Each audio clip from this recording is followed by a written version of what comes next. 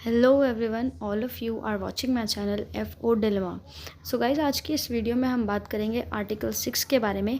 हमारे कॉन्स्टिट्यूशन का पार्ट 2 जो है, उसका जो आर्टिकल 6 है, उसको आज हम इस वीडियो में डिटेल में समझेंगे कि उस आर्टिकल में लिखा क्या हुआ है। तो बिना देर किए let's start the video.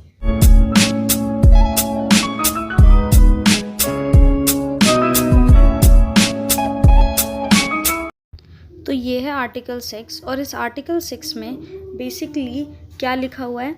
Rights of citizens of certain persons who have migrated to India from Pakistan.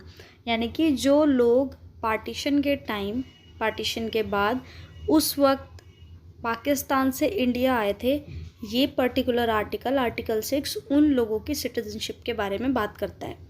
इस आर्टिकल में जैसा कि आप देख सकते हो 2 क्लॉजेज़ हैं और जो सेकंड क्लॉज है उसके 2 सब क्लॉजेज़ हैं। तो हम डिटेल में इस पूरे आर्टिकल को समझेंगे कि क्या लिखा हुआ है। तो इस आर्टिकल में लिखा हुआ है, notwithstanding anything in article 5, a person who has migrated to the territory of India from the territory now included in Pakistan shall be deemed to be a citizen of India at the commencement of the constitution. अब article के starting में ही लिखा हुआ है notwithstanding. अब notwithstanding anything in article 5 का मतलब है कि आर्टिकल 5 में जो भी लिखा हुआ है उसके अलावा या उसको भी ध्यान में रखते हुए इस आर्टिकल 6 को हम रीड आउट करेंगे, समझेंगे। तो इस आर्टिकल की जो स्टार्टिंग लाइन है वो ये कहती है कि जितने भी लोग पाकिस्तान से इंडिया माइग्रेट कर गए पार्टीशन के बाद, उनको जो है कमेंसमेंट ऑफ कॉन्स्टिट्यूशन के टाइम पर नागरिकता या सिटीजनशिप किन किन आधार पर दी जाएगी, वो अभी हम इन क्लॉजेज में समझेंगे। पहला क्लॉज क्या है? He or either of his parents or any of his grandparents was born in India as defined in the government of India act 1935 as originally enacted. इस फर्स्ट क्लॉज का क्या मतलब हुआ कि जो भी पर्सन पाकिस्तान से इंडिया माइग्रेट होकर आया है, उसके लिए पहली कंडीशन है, अगर वो सिटीज़न बनना चाहता है इंडिया का, तो उसके लिए पहली कंडीशन ये है कि या तो वो या तो उसके पेरेंट्स या फिर उसके ग्रैंड पेरेंट्स, उनमें से किसी का भी बर्थ इंडिया में हुआ हो। इंडिया यहाँ पर ब्रिटिश इंडिया पूरा कंसिडर किया जाएगा। अब आगे की बी क्लॉज को समझने से पहले मैं आपको एक डेट बता दूं जो इन आगे के दोनों सब क्लॉजेज में भी मेंशन होगी कि वो डेट क्यों मेंशन की गई है। तो डेट है 19 जुलाई 1948 और इस डेट को यहाँ पर इसीलिए मेंशन किया गया है क्योंकि इसी दिन इंडिया और पाकिस्तान ने एक परमिट सिस्टम को जो है अडॉप्ट किया था।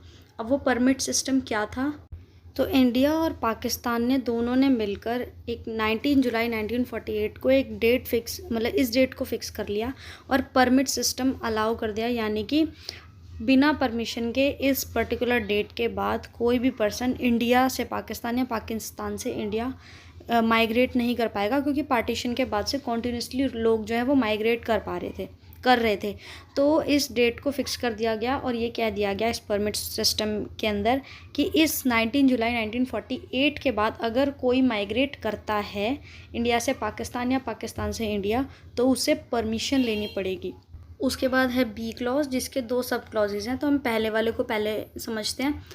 पहला सब क्लॉज कहता है, in the case where such person has so migrated before the 19th day of July 1948, he has been ordinarily resident in the territory of India since the date of his migration।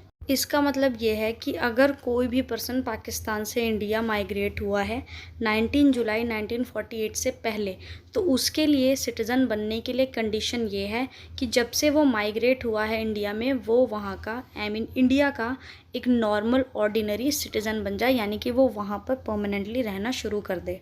इसके बाद आता है second sub clause, जिसमें लिखा हुआ है, in the case where such person has so migrated on और after the 19th day of July 1948, he has been registered as a citizen of India by an officer appointed and in that behalf by the government of the Dominion of India on an application made by him therefore to such officer before the commencement of this constitution in the form and manner prescribed by that government। ये जो clause है वो ये बताता है कि अगर कोई पर्सन 19 जुलाई 1948 के बाद इंडिया में आया है पाकिस्तान से, तो उसको अगर सिटीज़न बनना है इंडिया का, तो उसके लिए एडिशनल क्या क्या उसे चाहिए होगा।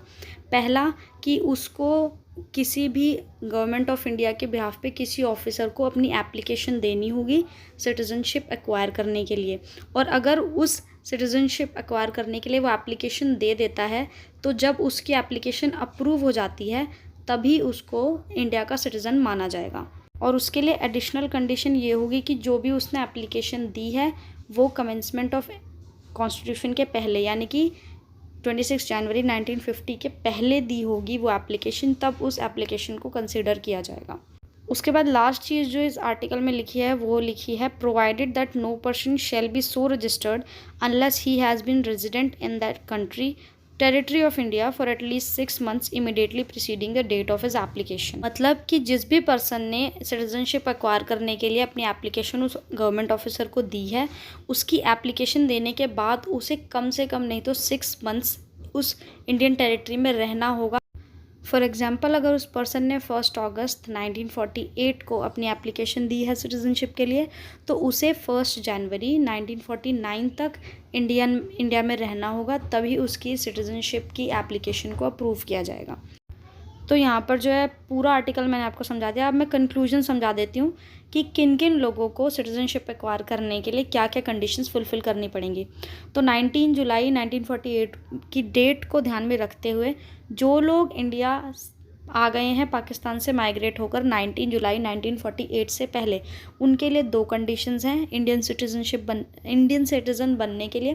पहली कि या तो उनके पेरेंट्स या तो उनके ग्रैंड पेरेंट्स में से किसी का भी बर्थ इंडियन टेरिटरी में हुआ हो, ब्रिटिश इंडियन टेरिटरी में हुआ हो, या फिर दूसरा कि जब से वो यहाँ पर माइग्रेट किए हैं वो यहाँ के ऑर्डिनरी सिटीज़न हैं तो उन्हें जो है कमेंसमेंट ऑफ द कॉन्स्टिट्यूशन के टाइम पर इंडियन सिटीज़न मान लिया जाएगा। अब दूसरी कैटेगरी के लोग हैं जिन्होंने 19 जुलाई 1948 के बाद यहाँ पर माइग्रेशन किया, तो उन लोगों के लिए कुछ कंडीशंस है। वो क्या कंडीशंस है हम देख लेते हैं। पहली कि या तो उनके पेरेंट्स का या उनके ग्रैंड पेरेंट्स का बर्थ इंडिया में हुआ हो। दूसरा, उन्होंने यहाँ रहने के लिए अपनी एप्लीकेशन किसी गवर्नमेंट ऑफिसर को दी हो।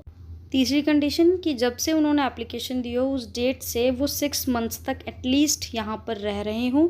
और चौथा और लास्ट कि उनकी जो एप्लीकेशन दी हुई है वो अप्रूव हो जाए सिटीज़नशिप के लिए, तो वो लोग जो है वो इंडियन सिटीज़न मान लिए जाएंगे eight the commencement of the constitution.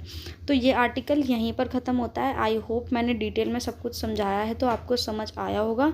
अगर कोई भी डाउट हो इस आर्टिकल से रिलेटेड तो आप कमेंट सेक्शन में मुझसे पूछ सकते हैं। और अगर वीडियो थोड़ी सी भी पसंद आई हो तो वीडियो को लाइक करें। और इसी तरीके के अगर वीडियोज़ चाहिए इन्फॉर्मेटिव तो आप मेरे चैनल को सब्सक्राइब कर सकते हैं।